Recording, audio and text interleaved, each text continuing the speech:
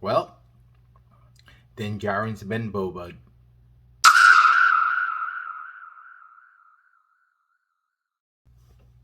Hey everyone, this is Hawk Starwin here. I just wanted to give some thoughts. I just finished watching The Mandalorian Chapter 4 for Season 3, The Foundling. Quite an interesting episode.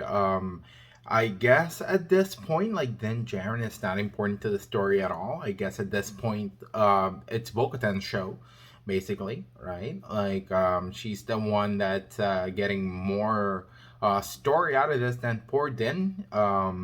So it's kind of interesting, right? Where the last two seasons were just amazing. Now we're focusing way more on Bo-Katan that we've seen in the past. For this show, not a bad episode at all. Way better, a better improvement than the previous episode for sure. Had a lot of good action and everything, but a little bit concerned where on episode 4 on 8 episode season, all of a sudden, the story is just focused on Bo-Katan, right? It's very interesting. Din has done very little outside of the first 2 episodes, right? But it's Bo-Katan's show basically. She's the one that's rescuing kids left and right. She's the one that's actually considering becoming part of the Children of the Watch now.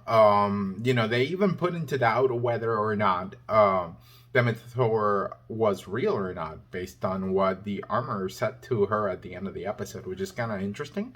Again, not a bad episode. Just kind of worried about poor old Din. But I do want to focus a little bit as well, talking on that Grogu flashback. If you saw some of the rumors, you heard some crazy stuff. You heard that Ahsoka was coming in, that we were gonna see possibly even friend Rao, that we are gonna get somebody to rescue Grogu that nobody had no idea. I'll be personally honest, I have no idea who the Jedi was that rescued Grogu out of Order 66, but I just want to say that it was a pretty badass scene. It's actually pretty cool that it wasn't like an established character. It's a brand new character, as far as I know. Then again, it's 4 in the morning. I'm tired. I have to go to work tomorrow, so I'm probably gonna follow up a little bit more information on that tomorrow, and hopefully a video then. But something interesting to note, that was Ahmed Best. So basically, it was Jar Jar Binks that rescued Grogu from the Jedi Temple. That is actually kind of cool. I kind of actually like that. I was pretty. I was out of the field. Pretty cool scene. The Jedi wielded dual lightsabers. Handled himself very well. That was definitely very awesome. Definitely very interesting, and you could definitely see Grogu having PTSD, just staring and just looking at the hammer pounding as the armor was made. Then Jaren's symbol for Grogu to wear on the armor, which at that point, like, Grogu's little symbol is almost bigger than him. So that's pretty funny. But you could definitely see him, becoming a little bit more like focused on the ways on the of the Mandalorians. But funny enough, like, he still has his force powers, like the way he fought against the foundling from the first episode. And he's flipping all over him and shooting him with the little darts, which is basically space paintball. That's actually pretty dope. Pretty good. We found out that kid is actually Paz Vizslas' son. Again, out of left field, but kind of cool. World building a little bit more there. Okay, very good. But again, it's episode 4 of an 8 episode season.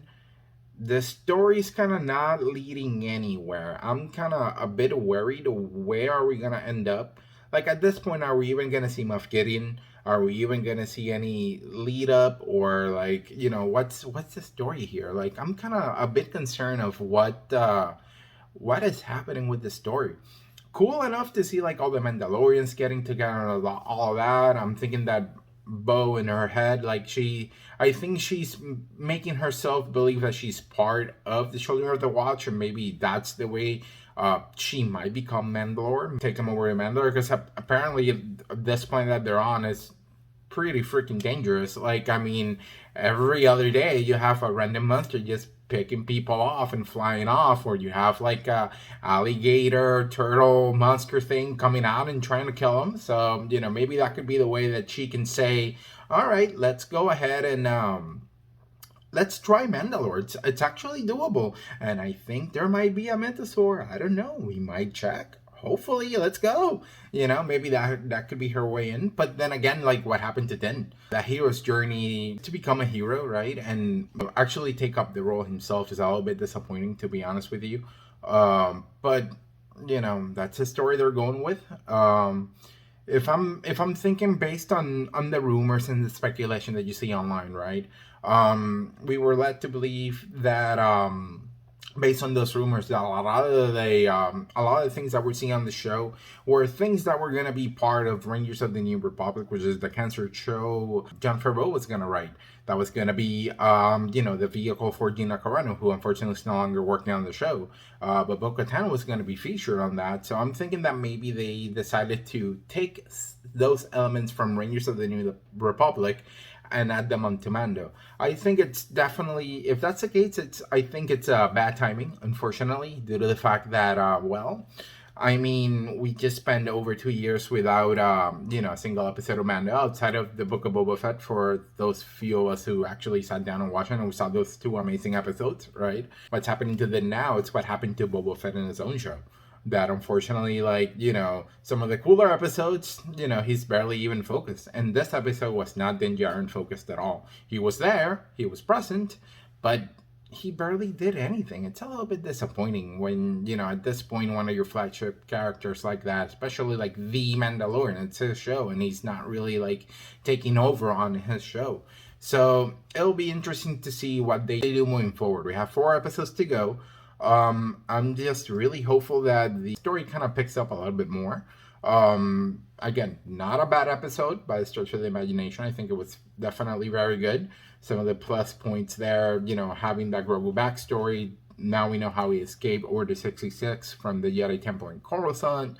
We start seeing Bo-Katan actually believe more of the old Mandalorian tales, right?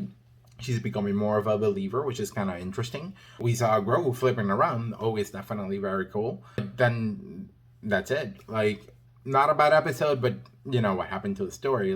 Are we going to see Moff Gideon? At this point, we're stuck with Pershing. What happened to Pershing? We understand. Mind flare.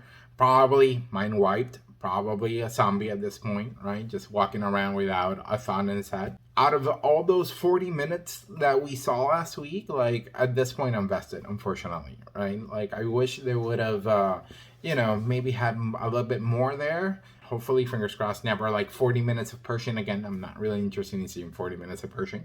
Maybe a little bit follow up. Maybe it's leading to that. But this episode tonight just did not just sell anything there. But that's about it for me. What are your thoughts and comments? Don't hesitate. Leave them down below in the comments.